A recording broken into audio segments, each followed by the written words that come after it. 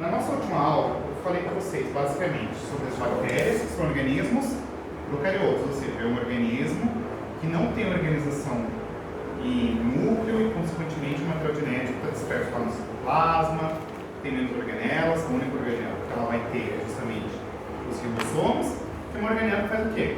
Síntese proteica. Certo? Pode desligar o ventilador? Claro. Por sua vez, a gente havia também comentado sobre os fungos, que diferentemente das bactérias são organismos eucariotos, ou seja, é um organismo que a célula tem envoltório nuclear, o material genético vai ficar compartimentalizado dentro do núcleo, tem uma diversidade de várias organelas, ribossomos, complexo Golgi, retículo endoplasmático rugoso, liso, lisossomos e etc. E nesse sentido, a organização dessa célula é muito mais complexa se comparada à célula bacteriana, certo? Comentamos também que quando a gente fala de fungos, eles podem ser fungos que nós denominamos como fungos unicelulares, ou seja, apresentam uma única célula, ou fungos pluri ou multicelulares. Pluri ou multi são equivalentes, quer dizer que tem mais de uma célula, certo? Por sua vez, esse fungo ele também era denominado como fungo filamentoso. E esses filamentos organizavam-se sob uma forma de septos, né? Lembram que a gente tinha hifas, que a gente chamava de hifas septadas, que apresentavam aqueles septos, e as hifas cenocíticas, que eram aquelas que não apresentavam os septos. Lembram-se do que era o lance da hifa? E o conjunto de várias hifas, num fungo filamentoso, formava uma estrutura denominada como micélio. E esse micélio ele podia ser de dois tipos. O micélio vegetativo, que é aquele que está em contato direto com o substrato, e você podia ter um outro tipo de micélio, que era o micélio aéreo, certo? Lembra aquela espuminha que eu falei que forma em cima lá da fruta e etc. Que é o bolor. Que é o bolor. A gente pode tirar aquilo e simplesmente comer o resto da fruta? Não, porque você tem ali a presença de micélio vegetativo. Check? Nós comentamos também sobre os vírus. Só que, diferentemente de uma bactéria, de um protozoário, de um fungo, um vírus pode ser considerado um ser vivo? Fala em autoindução. Não, porque vírus são desprovidos de células. Então, se não tem célula, consequentemente, não é um ser vivo. Certo? Mas há...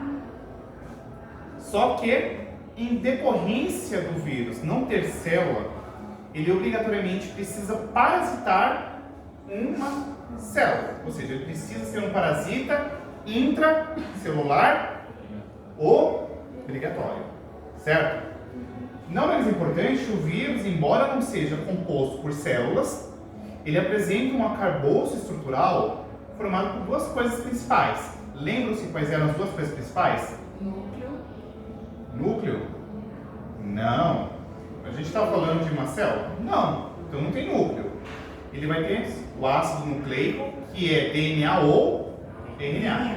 Claro que, como eu falei para vocês, é uma regra que fala que o vírus ou ele tem DNA ou ele tem somente RNA.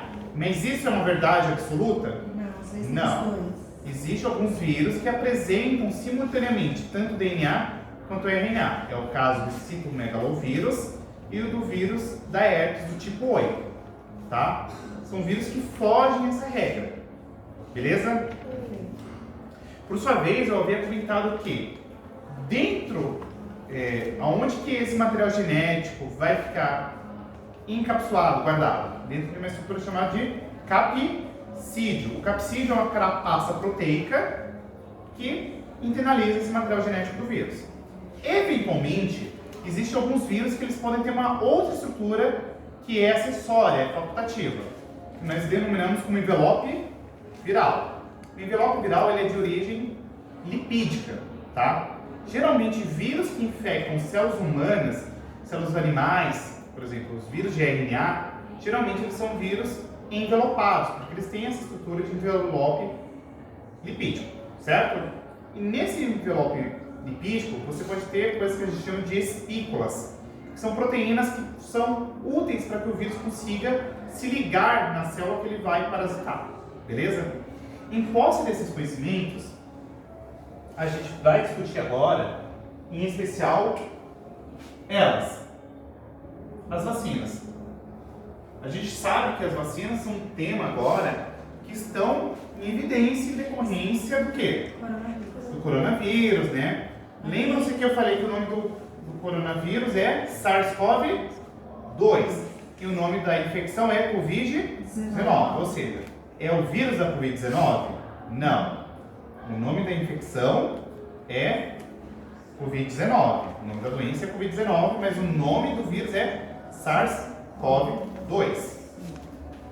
As vacinas, simplificadamente, pessoal, nada mais é do que artefatos que vão estimular o sistema imunológico.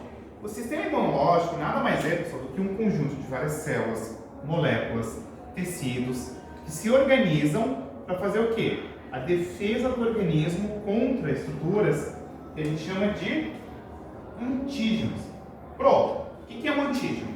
Um antígeno, pessoal, simplificadamente, é tudo aquilo que o nosso corpo vai entender como não próprio, tá? Tudo aquilo que não for próprio do organismo, a gente vai entender como um antígeno. O que poderia ser uma coisa não própria do organismo? Micro-organismos, alguma substância que pode eventualmente desencadear um processo alérgico e etc. Mas quer dizer que o sistema imunológico sirva só e somente para eliminar micro-organismos e eventuais substâncias que vão ter potencial tóxico ou de desencadear alergia? O que vocês acham? Não. O que vocês acham que o sistema imune também pode ajudar? Equilíbrio o quê? As defesas. Tá, mas a gente está falando de defesa em qual sentido? Ele reage naquilo que o seu sistema, o seu corpo pede, sabe? Uma gripe. Tá, mas a gente está falando de micro-organismo. Eu falei que tem mais coisas que o sistema imune faz para além de eliminar micro-organismo. E aí? Lascou, né? Ele ataca seu organismo. Também. Pode atacar se a gente estiver num contexto de doença autoimune. Mas, por exemplo, se você tem uma lesão por algum esforço, tipo quebrou um osso, o próprio sistema imunológico ele também consegue coordenar o processo de remodulação óssea. Olha que coisa doida. Então, o processo de cicatrização, remodulação óssea, também é diretamente atrelado ao sistema imune. Medicamento. Será que o sistema imunológico também age em conjunto? Também. Não adianta de nada eu só usar um antibiótico e falar, o antibiótico vai fazer um milagre, vai acontecer e eu vou eliminar o micro-organismo. Não. Ele trabalha conjuntamente a ação farmacológica. Então, o sistema imune, gente, é um sistema que ele vai manter uma coisa que a gente chama de homeostase. Homeostase, geralmente, é ensinado para vocês como equilíbrio. Não é? Esse conceito ele está errado, porque o Claude Bernot, que foi o primeiro cientista fisiologista que propôs, ele fala que a homeostase nada mais é do que você manter uma diferença entre o meio interno e o meio externo. Os dois lados precisam ser obrigatoriamente iguais? O que está do lado de dentro tem que ser igual ao que está do lado de fora? Não. Aí, se a gente fosse iguais, o que está dentro e fora seria uma situação de equilíbrio. A gente tem que manter uma constância da manutenção das atividades vitais internas, diferente daquilo que é externo, tá? Mas muito simplificado, gente, falou de sistema imunológico, é um sistema que está associado com defesa contra antígenos, beleza? Então, se a vacina funciona para fazer a estimulação dessa defesa, a ideia central é que a vacina ela vai fazer o quê? O combate aos micro-organismos. Que tipo de micro-organismo, Pro? Bactérias, vírus, fungos, protozoários e por aí vai, certo? De maneira qual você tem uma resposta preventiva. A ideia de toda e qualquer vacina, independentemente do tipo de plataforma tecnológica da vacina, é fazer com que a gente previna a eventual instalação de um processo infeccioso. Ou seja, a ideia da vacina é fazer com que o nosso sistema imunológico fique meio que treinado para que quando eventualmente chegar o micro-organismo, ele consiga combater isso aí de maneira muito assertiva, ou seja, de uma maneira muito específica e extremamente rápida. Porque vai ser benéfico para o organismo ficar doente e primeiro montar toda a resposta imunológica? Não, né? Se a gente conseguir debelar esse processo infeccioso e a resposta for rápida, a gente evita o adoecimento do indivíduo, beleza? Então, a nossa ideia central, quando se fala de vacina, é que é um processo de imunização que nós chamamos de um processo artificial e ativo. Difícil, né? Vamos entender por que ele é artificial e por que ele é ativo? Ele é artificial porque é uma coisa que aconteceu naturalmente pelo corpo? Não. É uma coisa que a gente induziu. E ele é ativo porque ele vai fazer um processo de uma resposta específica e de memória. O que quer dizer uma resposta de memória? Quer dizer que se eventualmente você for reexposto a esse micro-organismo, você vai ter células que ficam ali circulando pela corrente sanguínea que vão, opa, isso daqui é um vírus, isso daqui é uma bactéria. Vai fazer uma resposta específica e já, de certo modo, condicionada para aquilo, beleza? Então, quando a gente fala de um processo de imunização, ele é um processo artificial, porque ele foi induzido de maneira não natural, ele é ativo porque ele induz a produção de anticorpos, que são moléculas de quê? De resposta específica, mas que envolve uma memória imunológica, ou seja, se eventualmente a pessoa for reexposta a esse antígeno, a essa substância estranha, não própria do corpo, o corpo consegue reconhecer aquilo ali e vai atacá-la. Beleza? Tranquilo? É muito simplificado o que eu estou falando. Claro que, quando você fala de resposta imunológica e etc., é importante a gente saber que existe um aparato de várias células, várias moléculas, vários órgãos que se envolvem com isso. Mas eu só estou passando aqui um overview geral do que é uma vacina. Então, a vacina, ela estimula o sistema imunológico a combater os micro-organismos de maneira preventiva e é uma imunização que nós denominamos como artificial, porque ela é induzida, e ativa porque ela envolve uma resposta específica e de memória contra o antígeno. Em outras palavras, quer dizer que nós fizemos, por exemplo, através da vacinação, uma estimulação não natural que envolve o quê? O treino do sistema imunológico para evitar com que esse processo infeccioso de fato se estabeleça. Até aqui, está tranquilo? Alguma dúvida, alguma curiosidade que vocês queiram saber? Podemos prosseguir então? Beleza. Posto isso, como a gente está falando que é uma resposta específica de memória, envolve a produção de uma molécula, de uma proteína, que nós chamamos de anticorpos. Então, a vacinação, basicamente, ela visa produzir o quê? Anticorpos. Os anticorpos são moléculas, proteínas produzidas pelos linfócitos B. Tá? Existe uma célula da imunidade chamada de linfócito do tipo B. Só que, já vamos guardar essa informação, o linfócito B é uma célula precursora de uma célula que vai secretar um anticorpo. Quem secreta o anticorpo é o plasmócito, tá? O linfócito B ele se diferencia em um outro tipo celular que a gente chama de plasmócito. E aí sim o plasmócito faz a secreção, ou seja, que vai liberar o anticorpo. E o anticorpo vai fazer o quê? Reconhecer o micro-organismo e vai atacá-lo. Beleza? Tranquilo? Para que a gente consiga fazer uma vacina, o que vocês acham que é muito importante ter em mente para fazer o desenvolvimento da vacina? Cobaias. Cobaias? Pessoas para testar. Tá, a gente está falando de testes clínicos, mas muito antes disso. Saber qual é o vírus. Saber qual que é o vírus, a bactéria, o fungo. Saber o antígeno. A gente tem que saber quem é que a gente precisa fazer a formulação vacinal. Ou seja, eu preciso conhecer, pessoal, muito micro-organismo. Eu tenho que saber características morfológicas, quais são as características fisiológicas desse micro-organismo, como que ele estabelece o processo de doença no indivíduo, ou seja, beleza. Essa bactéria entrou dentro do organismo, como que ela ocasiona a doença?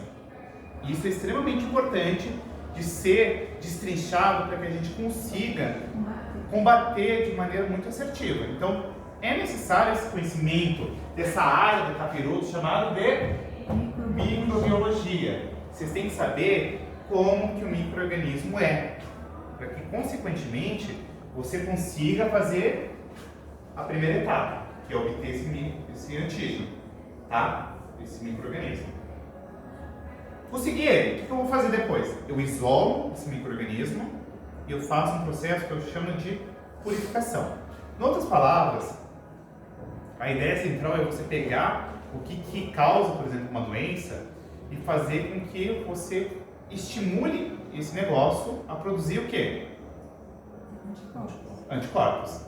E aí, quando isso começa a fazer a estimulação de anticorpos, você fala, opa, isso aqui é interessante, certo?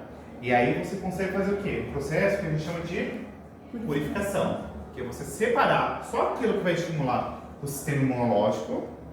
E olha que coisa muito louca, você adiciona uma coisa que a gente chama de adjuvante. Pronto, o que é o adjuvante? É uma substância que vai ajudar o rolê a ser potencializado, ou seja, se já estimula o sistema imunológico, vamos colocar um bagulho que vai fazer o negócio estimular ainda mais. Então a ideia de uma vacina é ter alguma parte do micro-organismo, um material genético do micro-organismo. Esse micro-organismo ele pode estar lá totalmente dentro da vacina, mas morto ou enfraquecido, de maneira qual isso consiga ser reconhecido pelo sistema imunológico e a partir disso fazer o quê? Estimulação dele a produzir anticorpos que vai atacar o micro-organismo. Fala, Rafa. Em relação ao anticorpo, qual a diferença de anticorpo para anticorpo monoclonal? Tá, o anticorpo monoclonal, a sacada é a seguinte. O anticorpo, ele é uma proteína que consegue reconhecer o micro-organismo em diversas partes, certo? Geralmente, através da vacinação, a gente forma uma coisa que a gente denomina como anticorpo policlonal, ou seja, ele reconhece diversas partes do antígeno, do micro-organismo e etc. O anticorpo monoclonal, olha o nome, é um clone, vai reconhecer uma parte específica, então ele é direcionado para reconhecer aquela parte específica. Então o anticorpo monoclonal, ele é muito mais louco, muito mais a luz crazy o processo, por quê? O anticorpo monoclonal, ele envolve você fazer uma coisa que a gente chama de uma hibridização. Você pega um mieloma, que é uma célula cancerígena, você retira lá o potencial de causar câncer, e todo câncer, toda célula cancerígena, ela é imortalizada. Então começa por aí. Você retira os fatores que estão envolvidos com câncer, pega o linfócito B e fusiona as duas. Você forma uma coisa que a gente chama de hibridoma. Você tem um híbrido entre uma célula cancerígena e o linfócito B. E aí você direciona para aquilo que você quer, de fato, debelar a infecção ou a doença. Geralmente, anticorpos monoclonais, eles são diretamente atrelados com tratamento de câncer. Então, por exemplo, você pega lá um câncer de interesse, você forma esse hibridoma, ou seja, fusiona uma célula de câncer, tá? O mieloma, mais o linfócito B, e direciona para atacar a célula cancerígena, tá? Mas assim, a ideia central, Rafa, é que o anticorpo policlonal, ele consegue atacar várias regiões simultaneamente no antígeno. O anticorpo monoclonal, ele vai se ligar de maneira extremamente forte e específica a uma parte X. Mas quando ele se liga, um dererê acontece. Faz menos prejuízo para a saúde. Não necessariamente, meu anjo. É que a gente pega essa questão do anticorpo monoclonal, ele é extremamente, muito mais específico. Ele é extremamente desenhado para se ligar de maneira extremamente seletiva e específica ao que ele tem que destruir. Tá? O anticorpo policlonal faz isso aí também? Faz, mas ele se recobre em diversas partes. As outras coisas, né? Mas você Células faz... boas, então. Não. Não. Geralmente o anticorpo ele é uma molécula de defesa, uma proteína de defesa, que se liga somente naquilo que ele reconhece como potencialmente lesivo ao organismo. É uma molécula específica. Mas no caso do anticorpo monoclonal que o Rafa perguntou, é uma molécula de defesa imunológica mais específica ainda. Você desenha ela direcionando para o que você quer atacar, tá bom? Beleza? Respondido? Se torna mais assertiva ou as duas? As duas têm um grau de assertividade muito boa, Camila. Mas no caso do anticorpo monoclonal, o próprio desenho dessa molécula é muito mais específico, né? Porque você pegou uma molécula cancerígena, tá? Um mieloma, você fusiona com linfócito B para direcionar para uma coisa específica, tá? Então ela é extremamente específica, velho, muito específica. E aí, claro, se é uma coisa mais específica, vocês acham que um anticorpo monoclonal é uma coisa barata de fazer? Não, é caro pra caramba. Só para vocês terem noção, uma vacina contra um câncer, no mínimo, $25 mil. Tem um pastor de uma cliente minha que ele tá com câncer, estava com câncer de pulmão. E aí ela estava me falando que vai tomar uma medicação que no caso ataca, porque ele já tem 80 anos, que ataca só as células cancerígenas. Então, é que o que Não sei se esse processo é uma medicação nova. Não, é porque assim, existe quimioterápicos, radioterápicos e existe uma coisa que a gente chama de imunoterapia. É você criar um anticorpo monoclonal que vai se ligar de maneira específica àquele câncer. Quem fez isso, por exemplo, foi a Glória Maria, aquela repórter do Globo Repórter que faleceu recentemente. Ela teve, a priori, um câncer de pulmão, salvo não me falha a memória. Ela fez a imunoterapia, ou seja, ela criou anticorpos monoclonais específicos para esse câncer de pulmão. Sim. Só que, infelizmente, houve aí uma reincidência desse câncer e ele sofreu o que a gente chama de metástase, que é uma situação na qual esse câncer ele se dissemina por todo o organismo.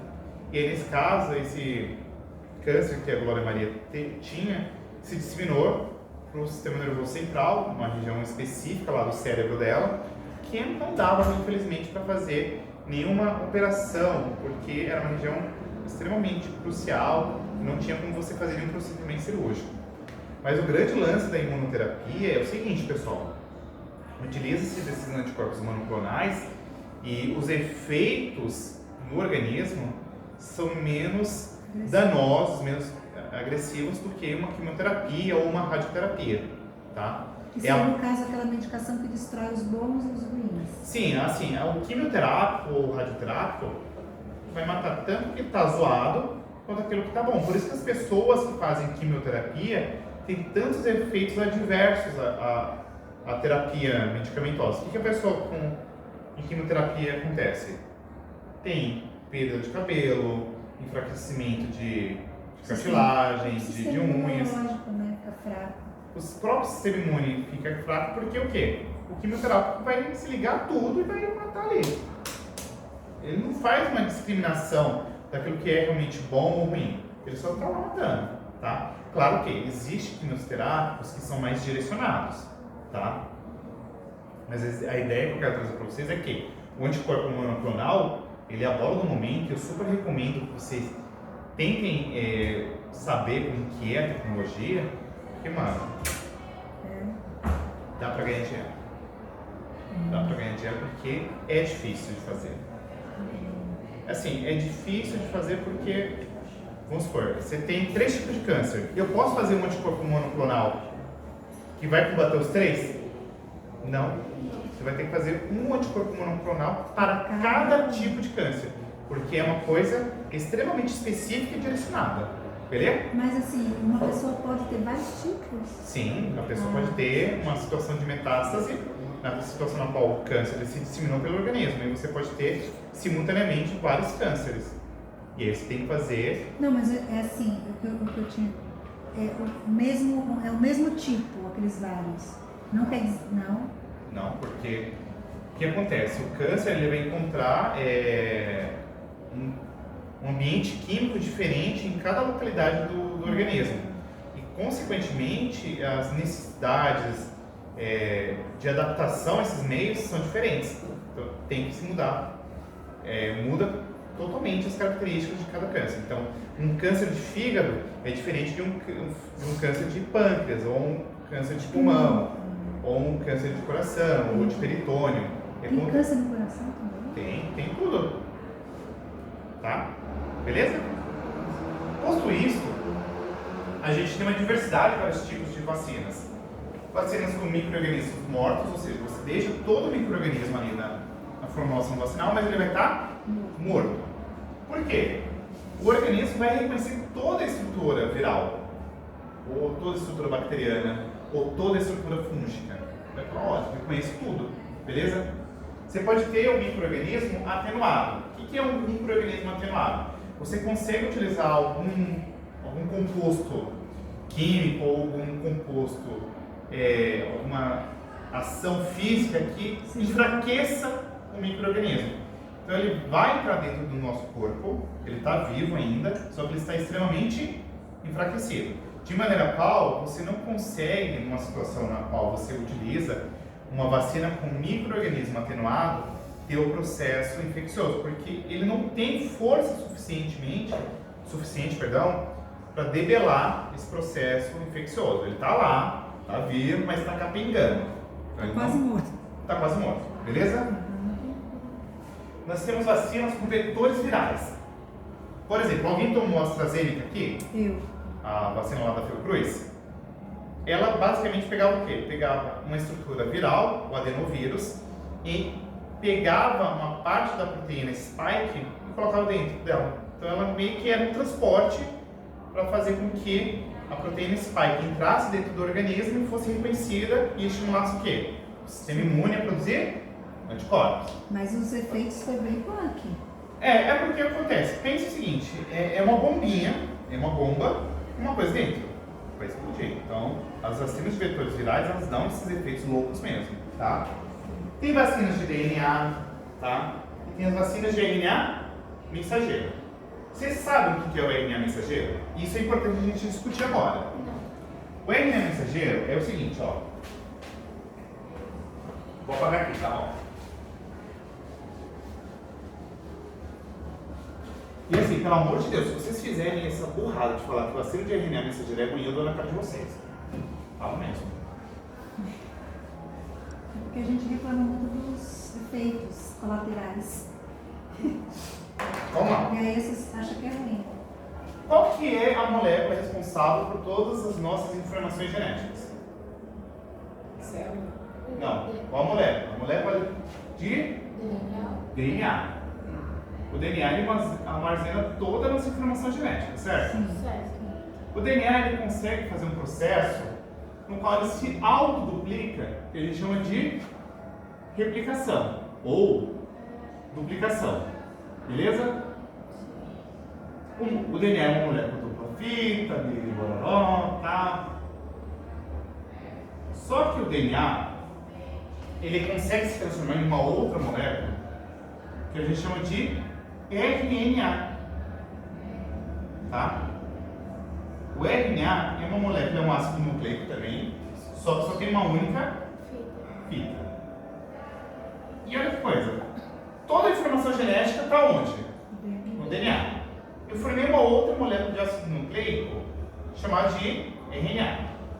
E olha o nome desse RNA, RNA mensageiro. Opa! Mensageiro, te dá uma ideia de que ele está levando o quê? Informação do DNA. Alguma informação do DNA, velho. Então ele está levando uma mensagem, literalmente. Claro que só tem RNA mensageiro? Não, a gente tem outros tipos. A gente tem RNA transportador. Tem o RNA ribossômico. Tem o RNA de interferência. Tem uma porrada de vários tipos de RNA. O RNA é uma molécula, é um ácido nucleico que apresenta vários tipos.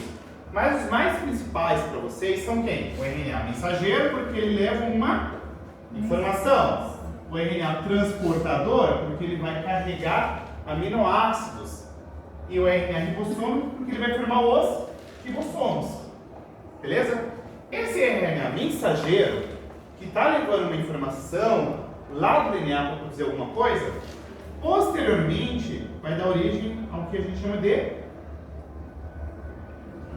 proteínas, através da síntese proteica que acontece nos ribossomos. Então, olha que coisa da hora, mano. Se liga, pelo amor da deusa. Se o vírus de RNA mensageiro, ele está levando a informação de coisas que o vírus produz. Qual que é a proteína que estava no vírus que causa a Covid-19, que era extremamente forte e importante para o nosso corpo reconhecer? A famosa spike. Então, essa vacina de RNA mensageiro, ele literalmente levava todas as informações do vírus, dentre as quais a informação para a produção da proteína spike, de maneira qual isso daqui podia ser reconhecido pelo sistema imunológico para fazer o quê? Um ataque extremamente específico. O grande lance é que essas vacinas de RNA mensageiro elas são extremamente seguras, porque elas são extremamente direcionadas. Então, por exemplo, isso daqui, de micro-organismo morto ou atenuado, eventualmente pode dar algo ruim, tá? Elas são extremamente seguras? São, mas elas podem ter uma falha, tá? Então, vamos supor, uma pessoa imunodeficiente, com uma imunodeficiência, como HIV, que está lá no estágio de AIDS, por exemplo. O sistema imunológico está funcionando adequadamente? Não. Por mais que o micro-organismo esteja morto ou atenuado, pode ser que tenha uma reatividade, tá? Já na vacina de RNA mensageiro tem como acontecer isso? Porque eu estou usando o micro-organismo? Não, eu só estou usando a informação daquilo que ele vai produzir. Então isso aqui é extremamente específico, extremamente seguro, tá? Lindo. É vantajoso, né? É a bola do momento. Só que tem desvantagem? Tem. Primeiro, vacinas de RNA mensageiro, para você armazenar isso aqui, precisa de temperaturas extremamente baixas. Então, posso colocar dentro da geladeira e deixar lá? Não, então eu precisaria de um refrigerador mais potente, tá? Porque é uma molécula que ele não é tão estável, ela se estabiliza muito fácil. Ela está encapsulada dentro de uma estrutura lipídica, tá? E, além disso, as vacinas de RNA mensageiro, por exemplo, teve a bivalente, que é a bola do momento. A bivalente, ela consegue atuar contra a cepa original do vírus, certo? Aquela que surgiu lá em Wuhan, na China, e contra a Omicron. A primeira vacina de RNA mensageiro vai atuar contra a Omicron? Até consegue, mas não é tão específica. Então essas vacinas, elas precisam sofrer atualização constante. Então todo momento, vamos supor, surgiu alguma outra variante. O que eu teria que fazer com essa vacina? Atualizar ela, para eu conseguir recobrir essa nova variante, essa nova linhagem mutante. Então vamos supor, surgiu a Omicron Babalu. Você teria que fazer uma vacina trivalente, para a cepa original, para o Omicron e para o Omicron Babalu. Só que dá para você fazer daí rápido. As vacinas, elas usam alguma coisa da doença para ser feita? Sim. É? Foi como eu falei. Foi rastreado. Eu tenho que conhecer o micro-organismo Sim. e o processo da doença. Alguma coisa no micro-organismo é importante para estabelecer essa doença. Então vamos supor, no caso da Covid-19, a gente sabe que no SARS-CoV-2 a gente tem uma proteína chamada de spike, e essa proteína spike ela se liga com uma coisa que a gente chama de receptor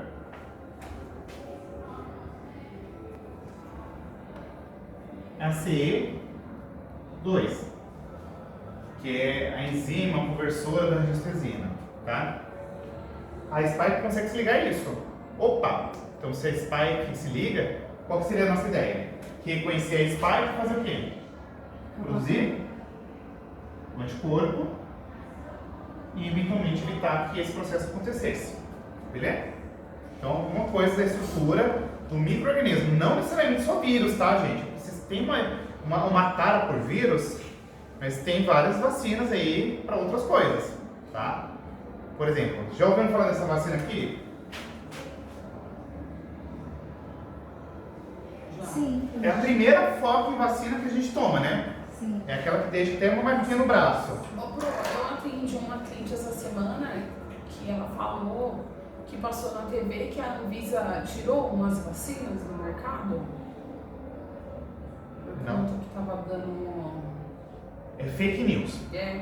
Que não tem nada disso aí na TV, não. Pelo amor de Deus. Não, eu ainda falei assim, eu desde que mundo é mundo, pra mim a vacina ela sempre foi ótima pra saúde de todos, né? Mas eu nunca deixei de tomar uma vacina nem de dar às minhas filhas. Eu tinha uma amiga de trabalho, que eu trabalhava na Eletropaulo, ela não quis dar vacina na filha dela